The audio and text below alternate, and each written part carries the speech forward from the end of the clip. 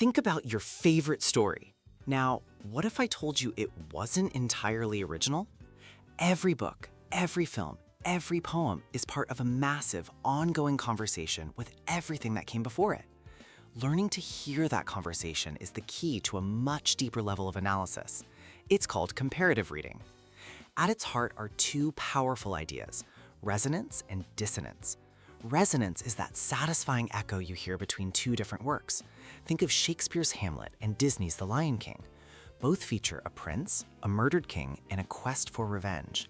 That shared frequency, that resonance, shows us that certain human struggles are universal. But the real intellectual puzzle begins with dissonance. This is where two texts clash, where they fundamentally disagree, and this is almost always more interesting. Why? Because dissonance usually reveals a shift in context. For instance, a traditional fairy tale might end with marriage as the ultimate reward. A modern feminist retelling, however, might value individual independence above all. That sharp dissonance in the ending isn't just a plot change, it's a direct reflection of our evolving social values. This becomes crystal clear when we analyze appropriations, modern takes on older stories. Consider the film Clueless, a reimagining of Jane Austen's Emma. Both center on a well-meaning, privileged young woman playing matchmaker. That's the resonance.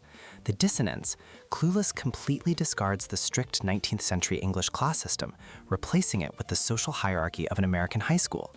By asking what's kept, what's discarded, and what's added, we can see which values endure and which have become outdated.